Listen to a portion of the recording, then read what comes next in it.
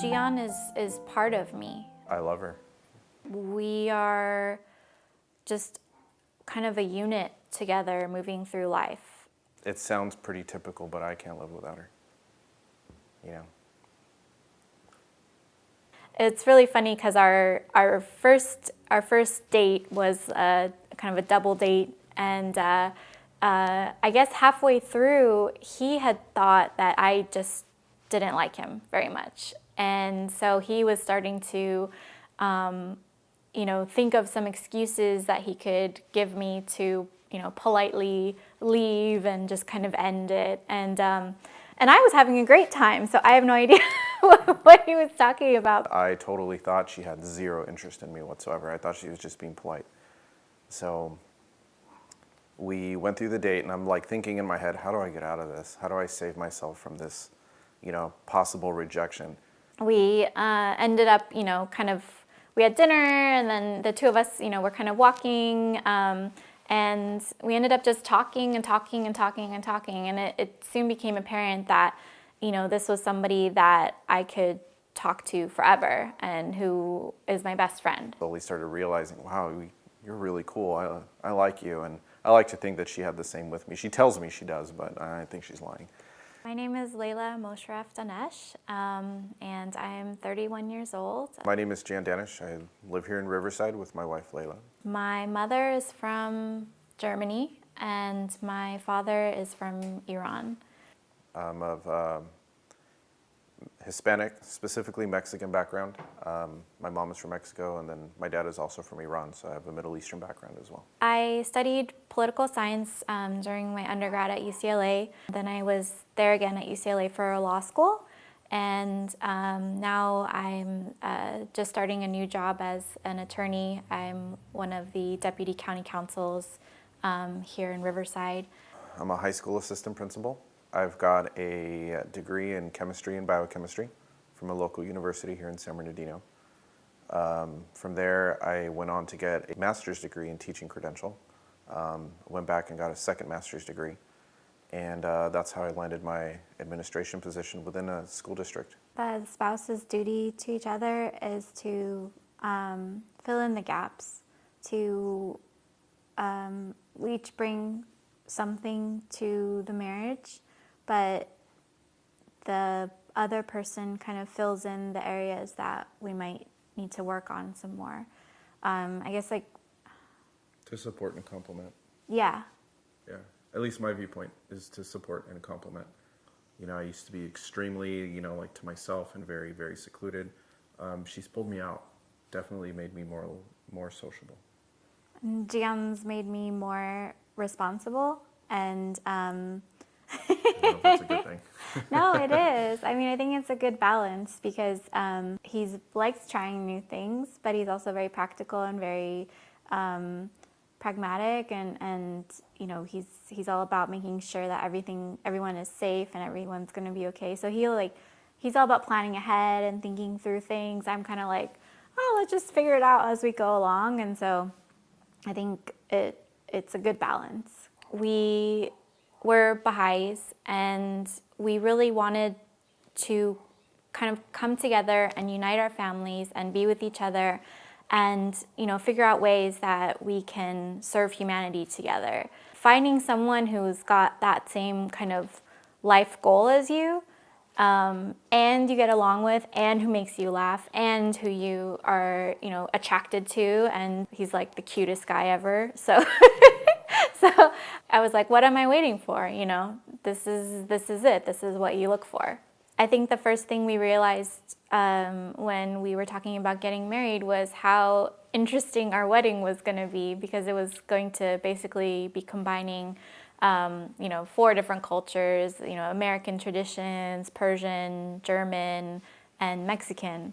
And all these cultures definitely know how to throw a party. So it's been really, really awesome to kind of be able to explore our different backgrounds and our heritage together. We had a Baha'i wedding, so there was no clergy. We had a lot of friends come over, and they, helped officiate everything. There were prayers that were said, but we also wanted to honor the non-Baha'is that were there. There were prayers, Catholic prayers that were read. You know, we had different poems and readings that were also read. So if you looked at it in pictures, for the most part, it looks like your traditional wedding. However, there's no priest, there's no one up in the very, very front. You know, it's just a happy union of different people, different backgrounds, different faiths. It's also really taught us about what we have in common and about how our different traditions, you know, from you know, learning how to serve tea like a proper Persian hostess or trying to learn, you know, to having a big party with the whole, you know, Mexican family over with lots of music and food and everything like that. You know, sometimes there's different expectations depending on which culture you're interacting with. But I think overall there's always that underlying love and understanding of being a family and coming together and, you know, just really learning how to appreciate what everyone brings to the table. We both come from a Baha'i background, so you have to have consent from both parents, both sets of parents. So we had met with my parents, and you know, my parents were like, "Son, as long as you're happy, she's great. She's a good fit for the family, by all means." We went to lunch with my father and talked to him about it, and he was very excited as well. And then we met up with my best friend, and we were walking in Del Mar by the ocean. And little did I know, Jeyan had a ring with him. And I guess he had been thinking about proposing that weekend, but he wasn't 100% sure if it was the right time or if he'd find the right opportunity. Maybe about 15 minutes before I proposed, I actually broke away and I said, "Hey, you know, I need to go make a really quick phone call for work. So give me about a couple minutes, I'll be right back." So I'm running off to the side, a street corner, and I get on the phone and I call up Linda, my mother-in-law, and I said, "Hey, so I'm pretty sure you already know what I want to do, but I'm going to ask anyway." I said, "Hey, may I please have permission to marry your daughter?" And I'll never forget that. She's like, "Jeyan, I'm shopping for toilets. I'm at a hardware store. I'm looking at toilets, and you're asking me for my daughter's hand in marriage." I said, "I'm really sorry, but yes, I am." And I said, "I'm here. I've got the ring. I'm in Del Mar. I'm by the beach. May I please have your daughter's hand in marriage?" And she's like, "Absolutely." She goes, "You didn't even need to ask, but thank you for doing it." She loves Jeyan, like probably more than me. So from there, went out, proposed on the beach in Del Mar, which is, I think, holds a special place in both of our hearts. And, you know, thankfully she said yes. I think everyone could kind of see how we complemented each other and how happy we made each other. So my mom was really happy, my dad was really happy, and yeah, luckily everyone was was very, very excited. So when they saw Leila, they were like, "You're the answer to our prayers. You know, you're smart, you're energetic, you're lively, you're bubbly, you're beautiful, and you have this great cultural diversity to you." They love the fact that she comes from partially a different culture, but also something that's very close to home. So they really love that. One of the teachings from our religious background is, you know, the equality of men and women.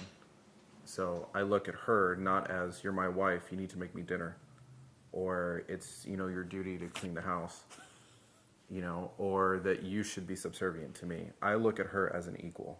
If she's tired when she comes home from work, I'm making dinner. If she's caught up in her job and she's, you know, or trying to excel in her position, I'm going to clean the house. I got nothing. I see nothing wrong with that. She's actually better at it than I am. Yeah. I grew up dealing with disagreements by talking about them and like getting emotional and like, you know, showing that kind of thing. And then Jeyan tends to get very quiet because he's trying to think and he's trying to process and he's trying to like, you know, figure out the best way forward. I'm mostly, trying to process everything. And then, so sometimes I'll be like, you know, if we're like, we have a disagreement, I'll be like, "Why don't you say something?" And he's like, "Because I'm trying to process what's happening." So. Because I try to think very strategically. You know, like, what am I going to do to get this fixed? What am I going to do to make sure that we get everything back to normal as quickly as possible? while making sure that I'm addressing whatever issue we're having a disagreement about. You know, if we're having a disagreement, I can't look at it as, well, my way is only going to be the right way. If she's hurting or upset about something, you know, it's something that I need to address. So rather than think of something, you know, irrationally and something spur of the moment, I have to think about what I can do to fix the situation. But that's good too, because I think you've taught me how to kind of pause and think and just like take a second before, you know, I say something, or, because when someone's upset about something, sometimes you can say things you don't mean, and so it's like, it was frustrating at first, but then I think like you taught me that it's good. There's no harm in kind of like taking a second and making sure like what you're about to say is a good thing to say and is like helpful for the conversation and isn't going to cause any pain and stuff like that. To the lake anytime recently, but we need to go there. It's difficult to put into words. You know, she's the completion of me. You know, she's, aside from the beautiful aspect, you know, she is an extremely caring person. She is somebody that if I need something, she's going to be the first person that I'm going to turn to, because she can read me like a book. She knows when I'm mad. She knows when I'm sad. She knows when I'm angry. She knows when I'm overworked. She's an extension of me. He's like a rock. He's very stable. He's the most trustworthy person I know. And he's the most dependable person I know. And he's the most selfless person I know.